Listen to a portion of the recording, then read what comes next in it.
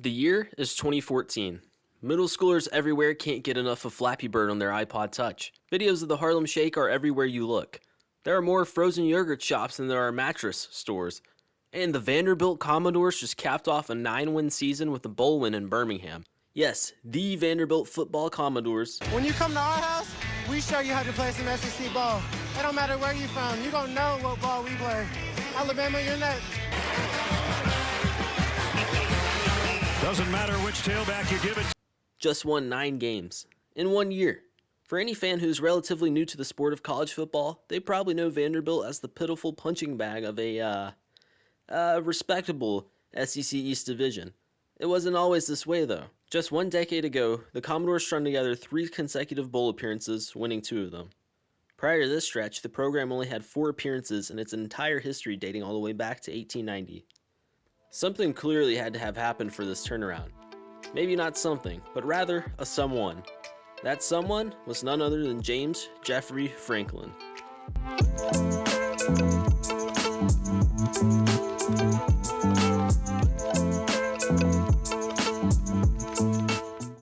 Franklin was born in 1972 in the small borough of Langhorne, Pennsylvania, part of the greater Philadelphia metro area. From my extensive research, I didn't see much to do in this town. There does appear to be a mall with a movie theater, though, so that's something. Heck, Franklin's high school had more students than Langhorne's listed population does. In such a sports-rich area, though, Franklin was bound to end up on the gridiron at some point.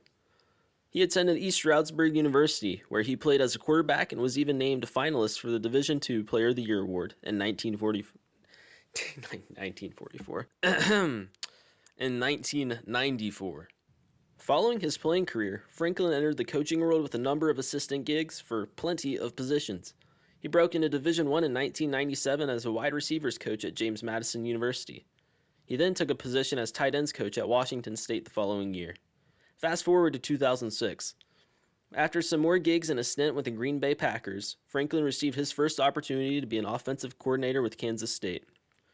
His time in Manhattan wasn't the most memorable, which it usually isn't for anybody, but it was his involvement in Maryland's 9-win effort as their OC in 2010 that landed him the keys to his own program.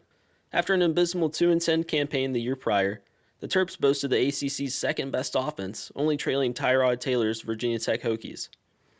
It's now 2011. Vanderbilt has won a measly 4 games combined over the past 2 years. Their offense was in the bottom 10 of all teams in college football both seasons. Their solution? To go get that guy in College Park. What's the first thing anyone does when they get a new car? They put that thing in gear and they drive. James Franklin wasted absolutely 0 time getting things going in Nashville as the Commodores won their first 3 games of the season. It took them just 3 weeks to better the win total from either of the previous 2 seasons. One of these wins was a 30-7 beatdown of Ole Miss, which might be one of college football's least known rivalries. Yes, it's actually called the Khaki Bowl. Nonetheless, it wasn't all sunshine and rainbows for Nashville's heroes.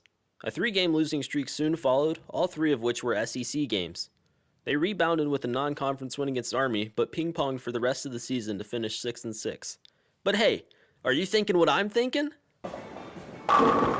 Strike! Yep, that's right, the Doors are going bowling. This was a massive achievement for Franklin, who improved his team's offensive ranking by roughly 50 spots in just 1 year. They unfortunately lost narrowly to Cincinnati in the Liberty Bowl, but hey, there was real hope on the horizon, and Vanderbilt fans didn't get to say that very often. Moving on to 2012, the bar had definitely been raised. Franklin and friends had a chance right off the bat to showcase what they were made of, hosting 9th-ranked South Carolina in Week 1. They went into the half tied, but lost a defensive slugfest 17-13. A win would have obviously been great, but it was a great showing nonetheless. The following week, the expectations took a bit of a hit in a 10-point loss at Northwestern.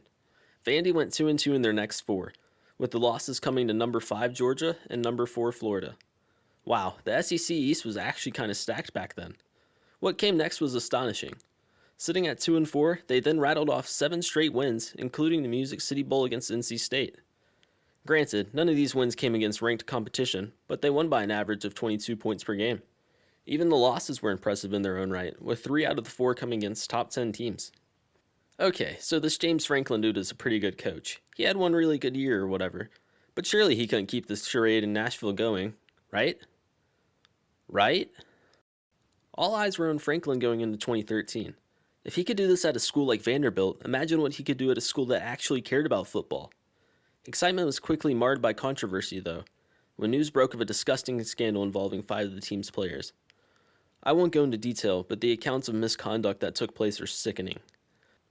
This led to the dismissal of these players, with jail time following as well. Franklin's involvement in this has been debated, with plenty of differing stories as to how much he knew about the situation. He and a staffer even allegedly contacted the victim within a week of the incident due to a link with the victim assisting in Vanderbilt recruiting. This is explained in a 2014 Sports Illustrated article, which also states that the Nashville district attorney ruled that, quote, he did nothing inappropriate in the investigation, end quote. Things were as ugly as could be off the field, and the season got off to a disappointing start on the field as well. The Commodores dropped to 0-1 after a thrilling Khaki Bowl loss to Bo Wallace and company. To be fair, though, this era of Ole Miss football was absolutely electric. Anyways, the Doors lost to another top 15 South Carolina squad in Mizzou a few weeks later, but rallied to a 3-3 record going into Week 8. For those who have any recollection of this Vanderbilt team, this is the game they remember. The Bulldogs were coming to town, toting a number 15 rank and Aaron Murray at quarterback. Going into the fourth quarter, Georgia led 27-14. Things had not gone Vandy's way, including one of the worst pick sixes I've ever seen. The Doors rallied back within 3 and were blessed with a gift from the late great Cornelius Vanderbilt himself when UGA botched a punt attempt, giving them the ball in Georgia's 13-yard line. On the very next play, Jaron Seymour ran it right in to give them the lead. Vandy held on to pick up their biggest win of the James Franklin era. They were soon walloped by a number 14 Texas A&M squad with some Johnny guy at quarterback, though. He's pretty alternative. You probably haven't heard of him. This brought them back to 4-4, but the Commodores did it again. They won 5 straight to end the season, bringing us back right where we started. Between the Georgia upset and the strong finish, Franklin's fate was sealed.